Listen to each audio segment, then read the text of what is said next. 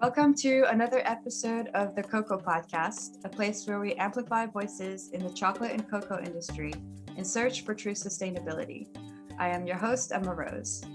Today, we're exploring solutions. How can small companies and chocolate consumers make an impact in the chocolate sector? For this conversation, I wanted to bring on a dear friend of mine, Eric Case, who's actually my very first connection in the world of chocolate. I think 3 years ago, he invited me and my dad to a chocolate making weekend down in Maryland. It was a lot of fun, and from the first time that I met Eric, it was clear that he was a very knowledgeable and passionate individual. And then I later found out he's worked in the chocolate industry for more than 25 years. He's worked for some of the most reputable chocolate companies in the world and is now firmly established in the United States, where he gets to work with amazing companies like Cho that forge strong and ethical supply chains in the industry. So welcome, Eric. Thank you so much for being here. Thank you. Great to go down that memory lane with you. Yeah. We had some good times. We do, yeah. So to give us a bit of context here, can you tell us briefly how chocolate became such a central part of your life? Well, it's been quite a part of my life for most of my life. I did not, though, particularly enjoy chocolate as eating, more of the story behind it. Although the first time that I touched or tasted a piece of truly unique and amazing chocolate, I didn't have any idea that's what it was. It was so incredible. It was a chocolate from Venezuela, and arguably that's where the first chocolate trees grew, just south of Maracaibo. And it totally stunned me, and I wanted to continue on this, whatever this was, and see how we could figure out how to bring this into the United States. So having said that, I got into chocolate. I wrote a play about the makings of chocolate and how we get it in today's day and age. And by that, I studied Mesoamerican art history at the University of Texas, and just was fascinated by the Mayans and everything that goes into how they worshipped really the theobromine cocoa tree, food of the gods. And from then on, I've just kind of set out about how do we bring justice through this cocoa line and the supply lines, because the more and more you dive into it, these developing countries have very, very challenging social aspects, have challenging political structures that are not always fair and equitable to the people that are growing the products. And that's what continued me into this kind of flavor quest, because the different flavors in chocolate just continue to amaze me on how this one single little bean can turn into so many varieties, which is also why I'm just head over heels with coffee and beer. Right. It's Yeah. very, very similar, and with just little minuscule tweaks, total different flavors can come about. Right. That leads me perfectly into my next question. So you've traveled to a lot of different countries to explore cocoa farming, and you used to take chocolatiers up with you and show them how it's grown and made, right? Right. Yeah, that was a lot of my last 12, 13 years, taking chefs or chocolatiers into the cacao fields. And cacao can only grow 13 to 15 degrees either side of the equator. So you get a small band around the globe that can even grow the product. Right. And most of them had never, set foot, even though their whole business is around this particular commodity product. And that's fascinating in its own right.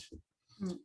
But what even became more exciting was to have these chefs or chocolatiers that are making their business out of the things that these people, halfway around the world are responsible for, bringing chocolate that they made into a bar. Or even, but bonbons were a lot harder to get there because they melt quicker.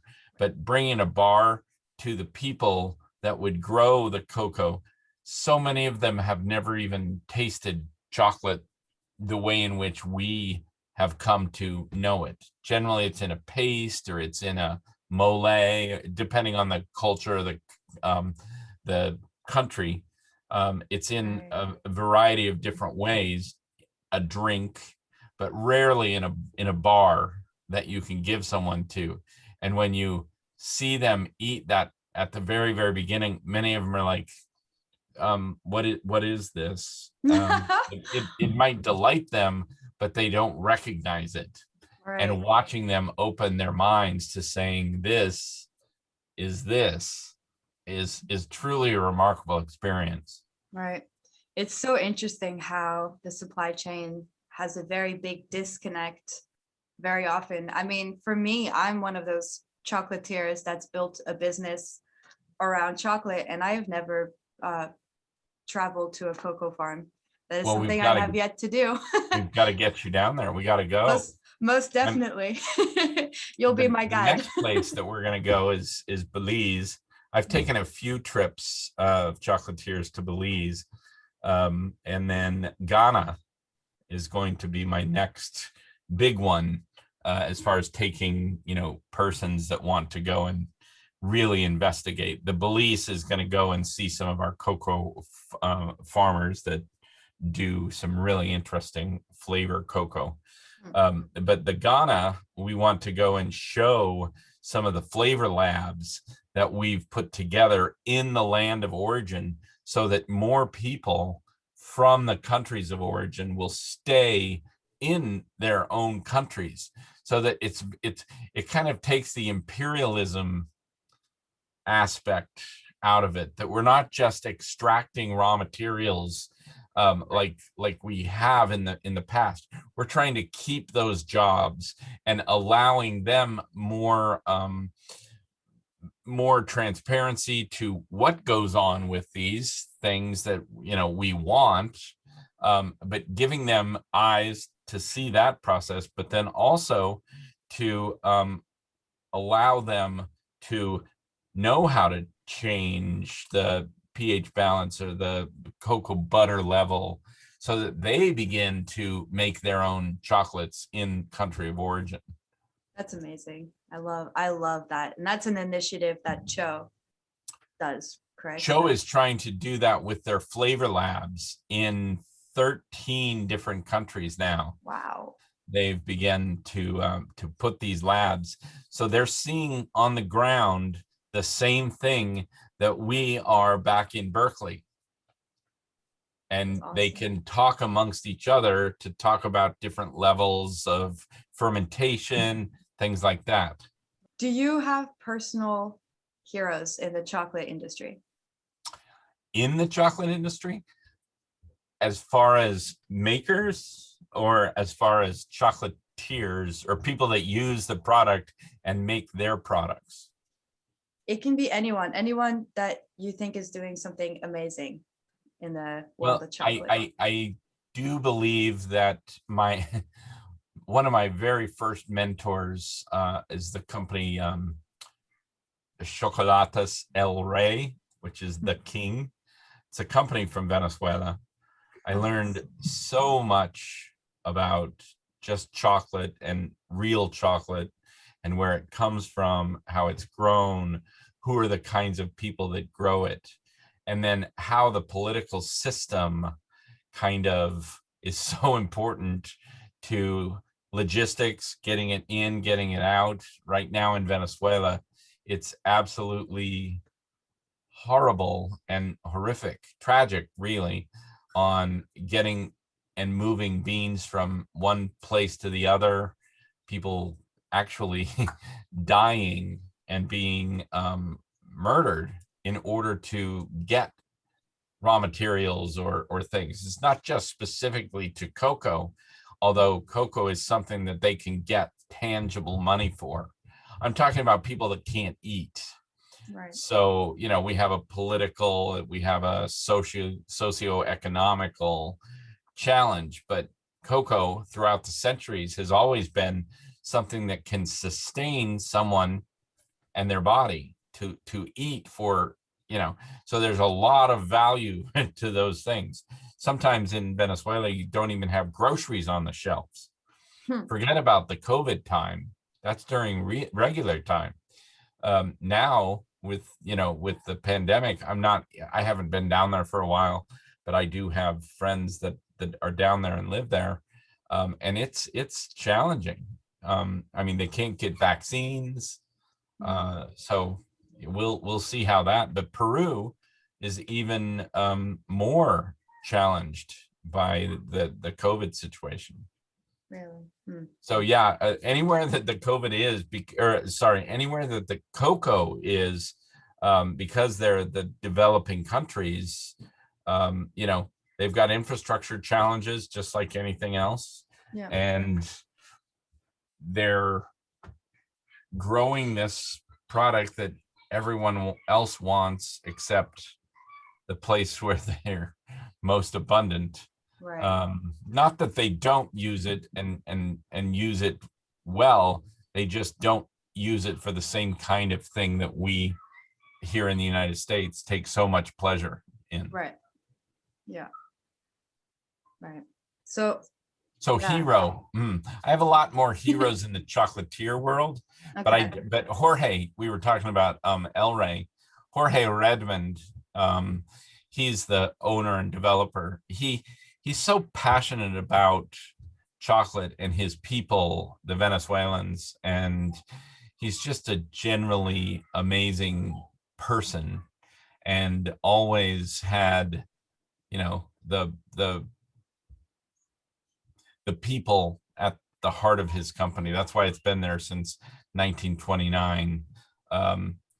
And it's awful what socialism does to a country like that. But Gary Guittard, he's runs an amazing company that's been around for 140 years or so, and he's taken the mantle of fourth generation. I hope I'm saying that right, possibly fifth generation. Giant American company, and continued it, and now his daughter Amy is picking up the mantle. I don't know if she'll continue to drive it or if one of the other sons or I don't know how that's going to work, but anyway, they plan on continuing. So the chocolate scene in the United States is remarkable and is full of a lot of heroes. I say heroes just because they teach me. Teachers are my heroes, and so so that's a few. Meso Cacao is another one. Mark, who is running that, is just a super teacher. And some of the people at Cho, like Brad, who's our chocolate maker, has such a deep love and understanding. He used to be the chocolate maker with Dylan at a company called Scharfenberger, who kind of really was the leader in this whole craft bean to bar, quote unquote, movement, and was there in the beginning. And I think what Brad is accomplishing now with some of the chocolates that he's producing are as good as any I've tasted. Nice. Awesome. Well, thank you for that answer. Yeah. So let's dive right into the solutions piece of this. So there are many problems, right, that you can find in chocolate supply chain. Which of them would you say is the most serious that we should, I don't know, I guess pay the Well, most attention to? we're certainly trying to attack and make accountability of big chocolate, let's just say, and the accountability of child workers, or certainly the slave issue has kind of been kind of talked about without any context. And I Mhm. think that's one of the biggest issues. Hmm.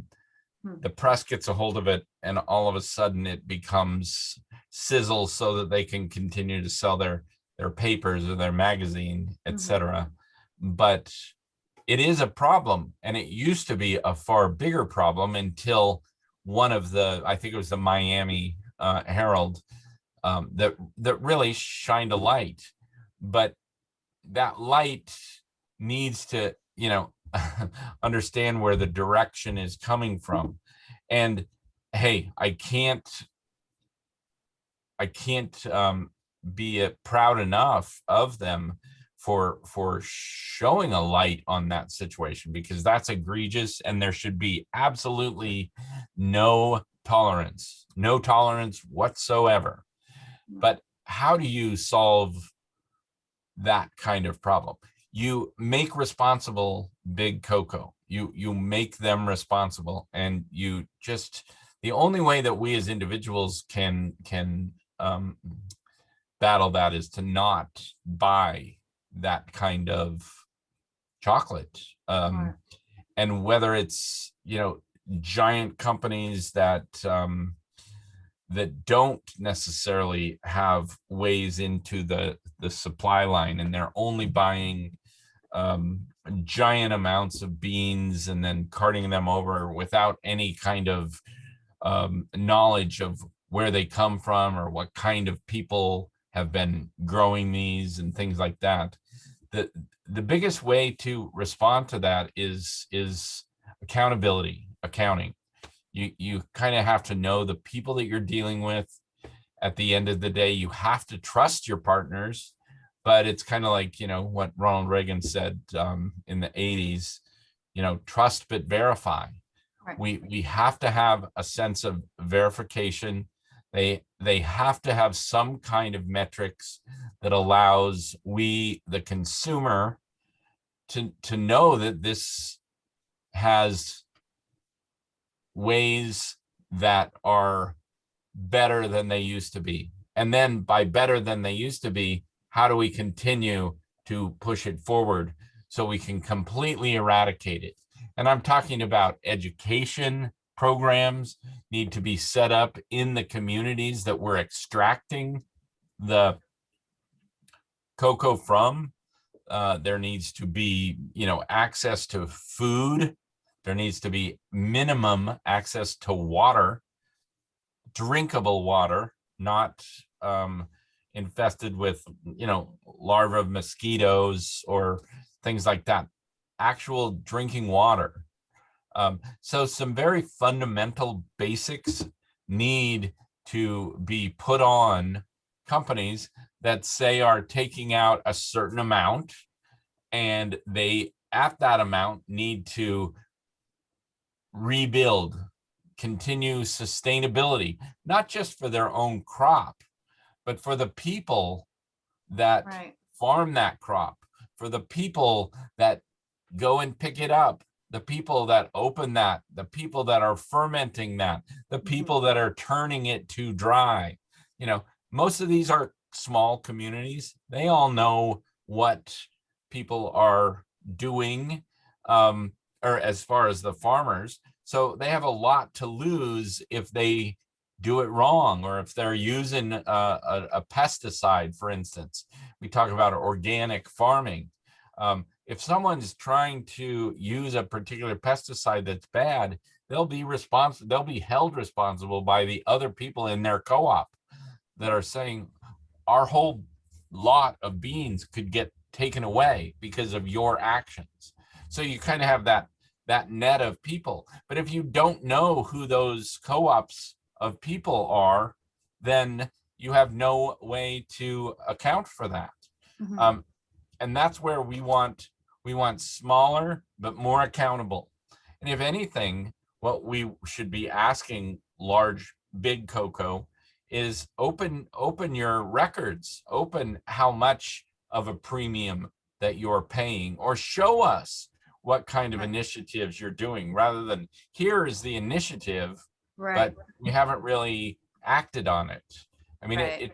it really angers me when we've got a protocol that we put together 25 years ago, and well, 20 probably, the Harkin Angles protocol, and they all signed it, and here we are 20 years down the road, we're just kicking the can again, Yeah. down the field. When are they going to be held responsible? Well, we've got another program, and by 2050 all of our cocoa will be sustainable. Well, that's a whole new word that wasn't back then. Sustainable now. I mean, so how many different words are we going to continue to allow the ball to be passed down until, then we'll have forgotten about it. Right. And then all of a sudden, well, no one really cares anymore. It's just chocolate. That kind of thing. That's all of our food. That's all of our food chain. That's true. And when you think about like solutions, you kind of have to also get at the root of the problem. So what would you say is the main cause of all of these problems? Is it the big cocoa, or is it just maybe the countries? Well, it's accountability. No, it's not the countries, because we as capitalists can't expect to go into a third or a developing country and expect them to have the same kind of ideas. Like I've learned so many times going into developing countries that they don't need the same kinds of things that we do. Yeah. That's why, fair trade is always a challenging initiative, because is it fair that I get the 1,000 pounds of beans that you've sweat and toiled over, and I give you, $1,500, where sometimes money doesn't even matter to them in as far as economy. Like, they may do better with chickens or some kind of driving machine, whether it be a truck or a moped or a car or a bicycle, to get them from one place to the other. All of that, though, is kind of altruistic, because it ultimately gets them to make more of the thing that we want. How about you educate? To me, that's the best thing that companies could be trying to do, is making sure that there's an education system for these kids to be able to go to learn. Right. The unfortunate thing there that you learn is that once people start to understand that they're being taken advantage of, that it will recalibrate the market system, and they won't want to work in that anymore. Many of the places that I go in, like Dominican Republic or Sao Tome, or Peru, Ecuador, as they get older and they've seen their father and their grandfather and their great grandfather work in the cocoa fields, that this may not be the life that I want. Oh, I have a choice. I didn't know I had a choice. But you start to open that up, and it becomes challenging for everything. But if we were fair and equitable from the beginning, they may find a lot of dignity and value in doing that. We used to here in the United States until the Industrial Revolution. And arguably, a lot of people didn't do well through the Industrial Revolution. So we go into the Gilded Age.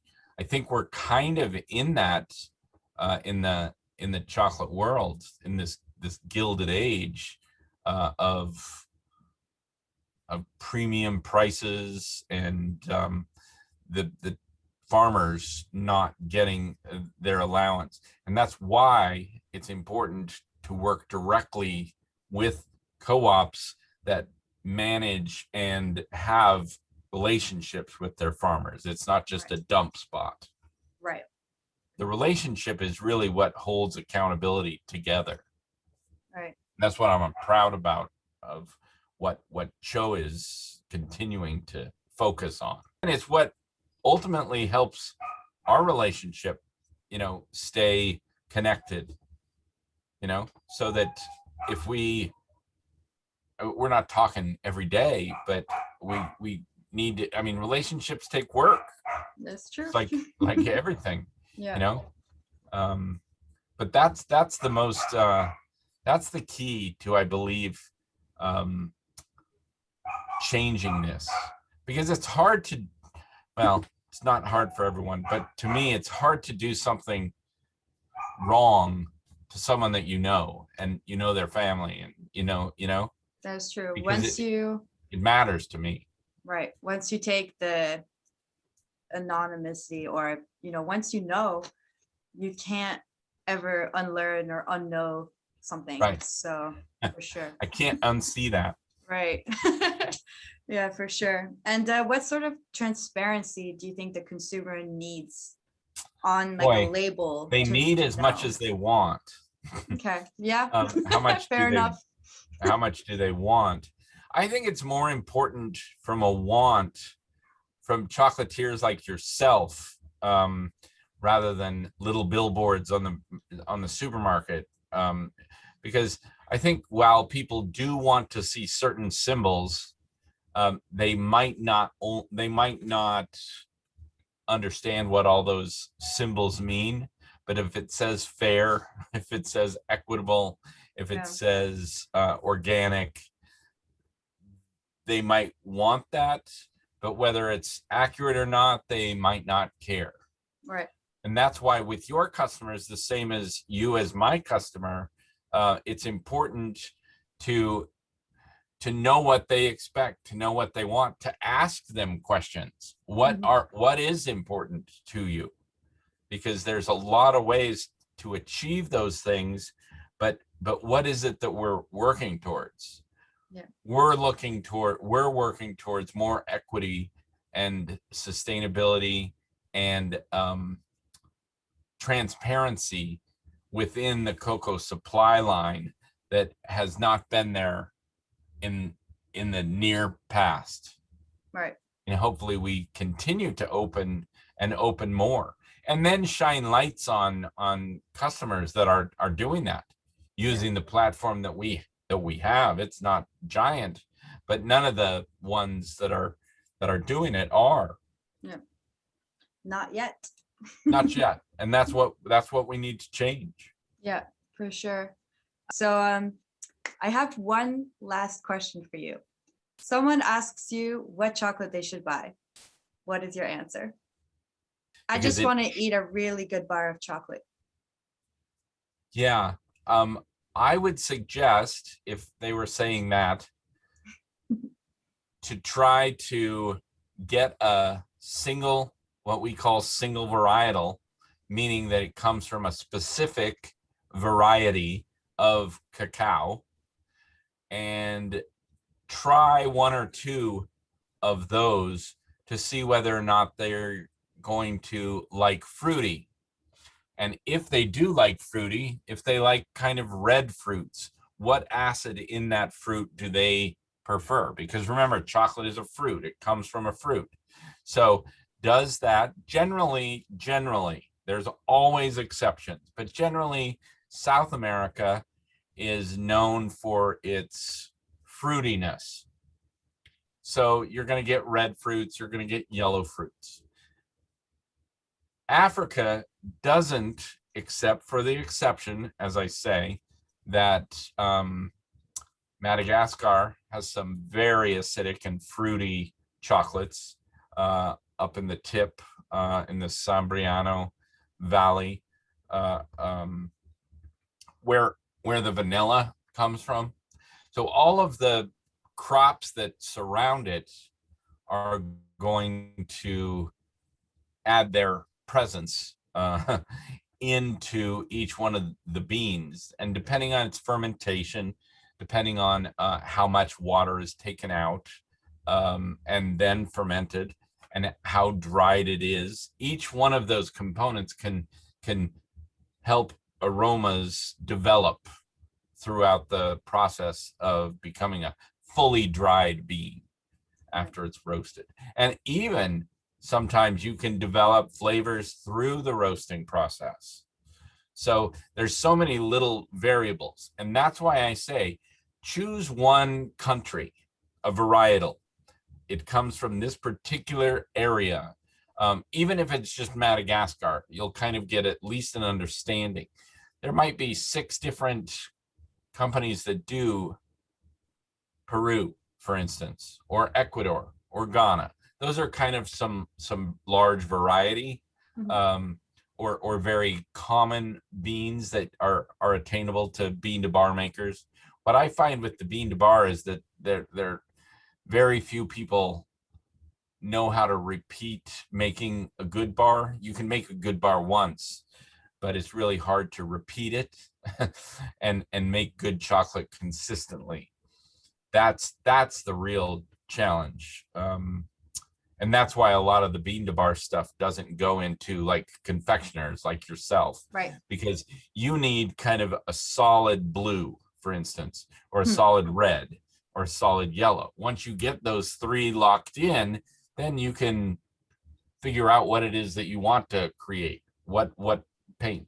But if you don't have those 3 primary colors, you're going to have it's going to go on and off all over. Right.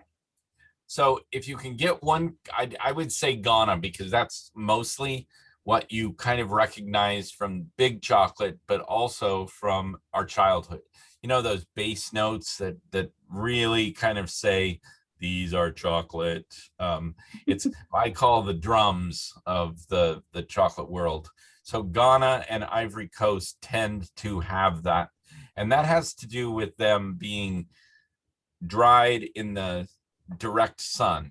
They don't have shade grown cocoa there. There's some shade, but not like it is in the rainforests of South America. And that's why you're going to get some fruitier notes in the South American. South American also has a tendency to be softer cocoa butter, where African cocoa butter is going to be slightly harder. But I would suggest that they get one and they get 3 from the same place and try out that. I would go around 70%, 80% if they really think they like dark. You're going to start to find out why cocoa liquor is so important, because some is going to be really kind of velvety. Some is going to kind of be smooth and silky. And that's all about the cocoa butter. How much cocoa butter in that compared to how much of the nib or how much of the fiber part of the chocolate. It's all going to be 70%, or I would suggest do 3 70%. But you'll just feel in texture and presence and feeling, they're all going to be very, very different.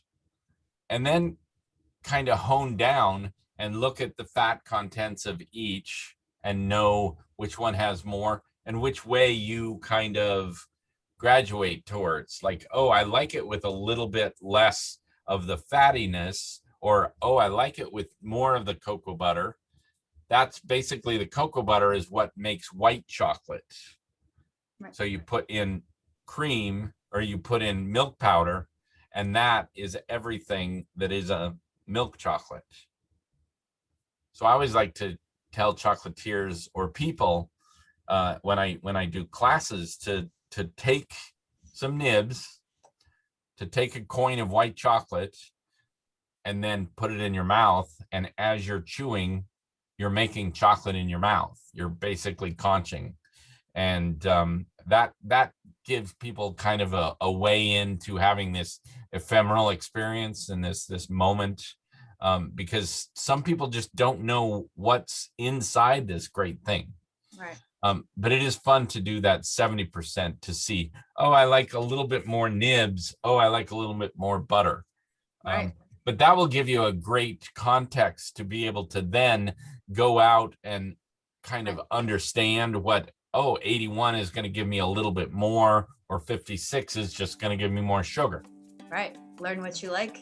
Yeah. Well, there you have it. Next time you want to treat yourself to a nice evening of eating some chocolates, go and pick out different bars from different origins and enjoy your chocolate. Night. Taste it, see what you like, feel it, and figure out what region sparks the most love for the chocolate inside of you, and how much cocoa butter you like to have. And learn the story. Oftentimes it's on the back, or your chocolatier might have a small little brochure that tells the story of them and why they got into it. Those are the kind of things that touch our hearts, not our tongues. And to me, chocolate is the greatest storyteller, because there's so much around it that then adds to the flavors that you're actually going to physically have. Right. Yeah. I love it. Well, I can't wait to come up and see what you've got going on up there in Vermont. Yes, I can't wait for you to be able to make it up. Cool. Well, thank you so much, Eric, for your time, and that was an amazing conversation. Yeah, for sure. And we'll be Tell your mom hi. Will do. All right. Bye-bye. Take care.